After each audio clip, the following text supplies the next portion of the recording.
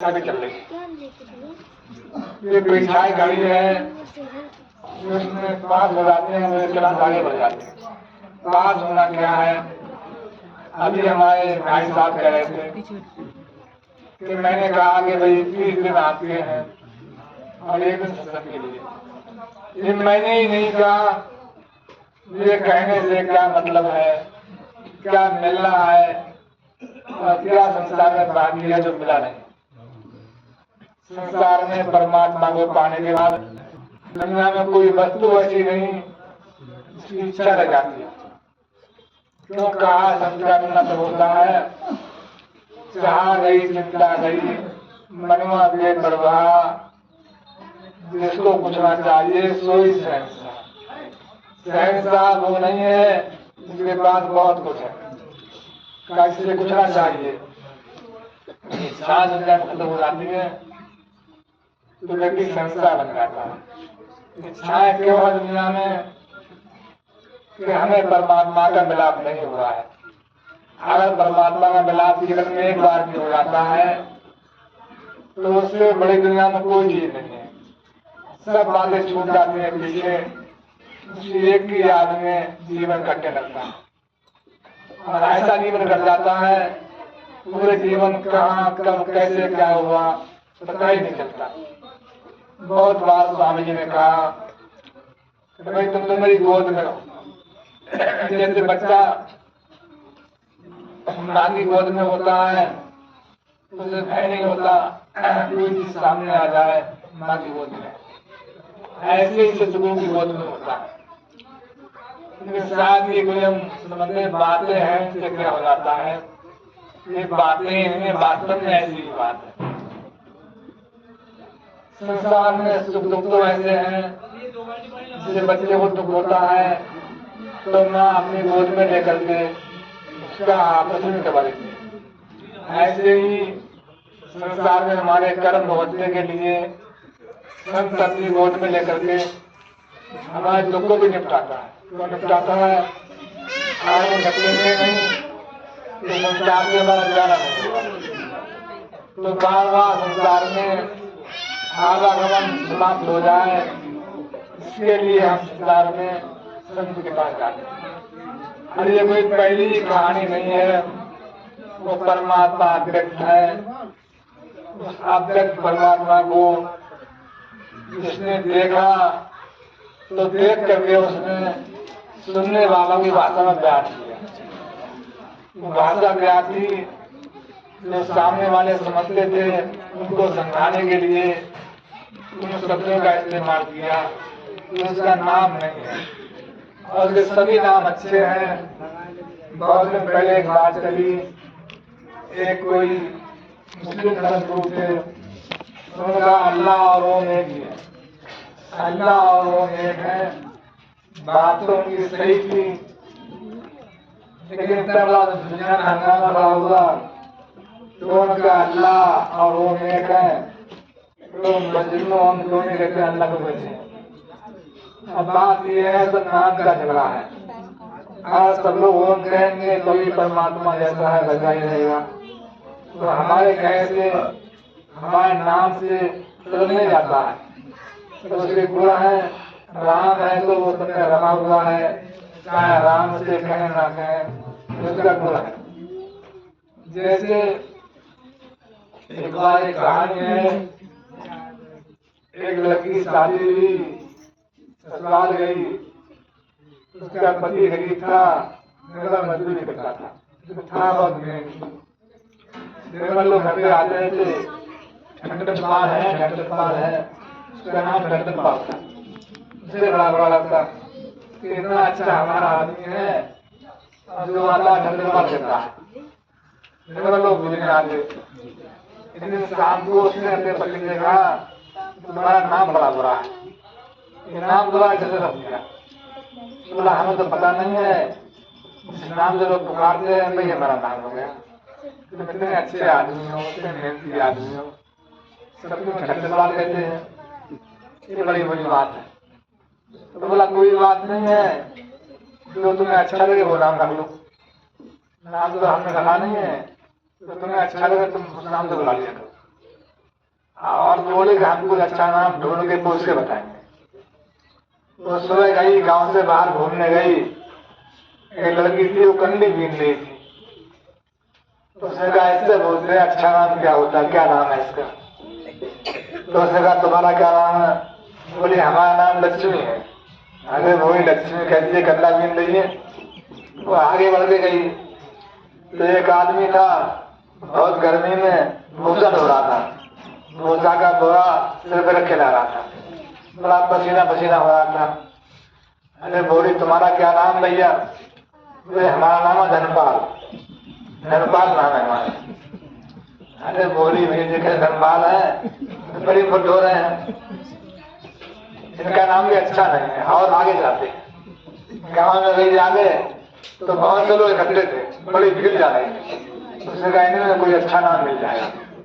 कहाँ गई? अरे बोली क्या हुआ, इतने लोग कहाँ जा रहे हैं? बोली अमरपाल मर गए हैं, अमरपाल मर गए हैं। तो बोली बताओ इन नामों से क्या फायदा है? रोड घर पे आ गई। शाम को पति आया, उसने कहा बताओ, वो ढूंढ के लाए।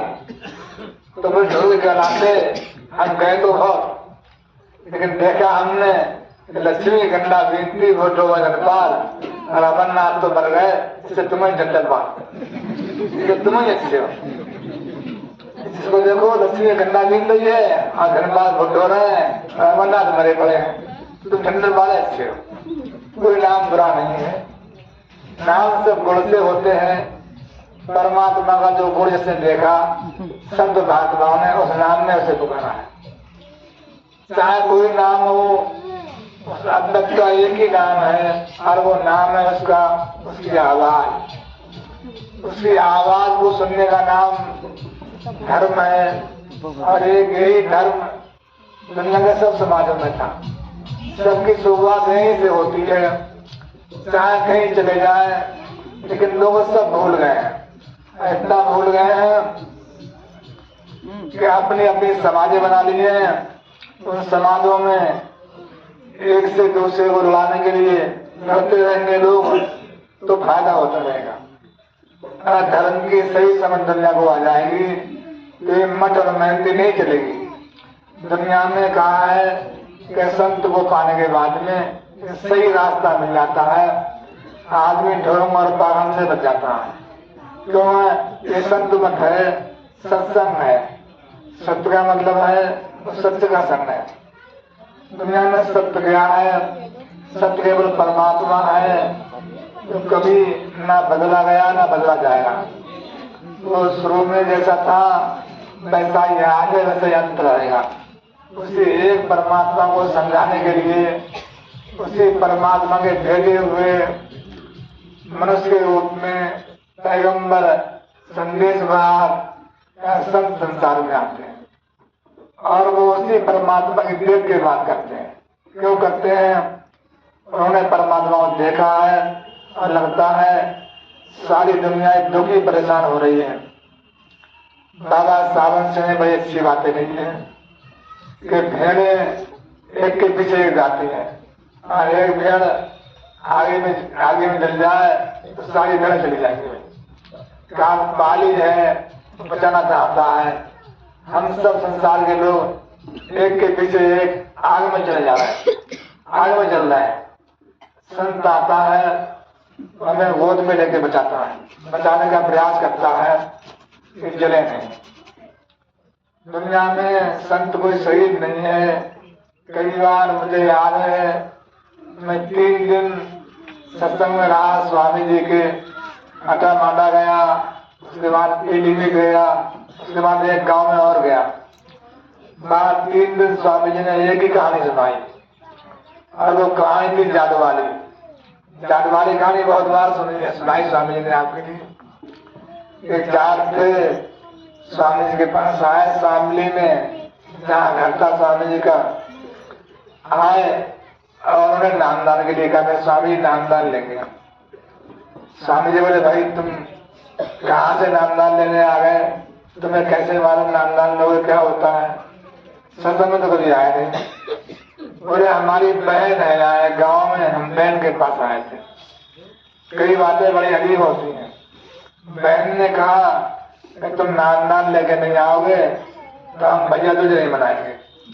अब क्या होता है रिश्ता, ये बड़ी ऊंची बात है। शिशु का रिश्ता बड़ा ऊंचा होता है। तो मजबूर करके बहन ने भेज दिया वहां। तो अपनी इच्छा से वहां कहीं नान लेने नहीं गए। संत के अपने तरीके होते हैं बुलाने के। वहां गए, नाम जो बताना था बता दिया स्वामी जी ने।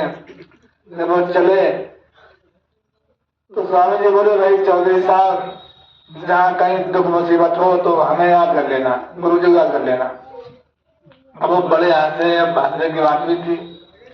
गुरु जी यहाँ पर बैठे हैं और हंसने मुसीबत में कहा होंगे, क्या कर लेंगे गुरु जी वहां पर, क्या कर लेंगे। इंसान की बुद्धि है, बात भी सही थी। लेकिन दुनिया में संत है, वो अपनी बात को समझाने के लिए नाना उपाय अपनाता है। कैसे करके, जैसी हमारी बुद्धि है, जैसी हमारी अकल है, उसी रूप में वो समझाता है। इस दुनिया में मुझे कोई नहीं समझ पाएगा, कोई तरीका ही नहीं है। बुद्धिमान के लिए बुद्धिमान है, बच्चों के लिए बच्चा है, सीधों के लिए सीधा है और टेढ़े को टेढ़ा है। हर तरह समझाना आता है। तो 24 साल पहले बुद्धिमान थे, उन्होंने बहने कैसे वहां चले तो गए। कहानी बहुत बार स्वामी जी कही है, आपने बहुत बार सुनी है। अब मैंने कहा एक बार, मैंने कहा 3 दिन हो गया मुझे सत्संग में आते हुए, स्वामी जी रोज एक ही कहानी सुना रहे हैं, वही कहानी रोज सुनाते हैं।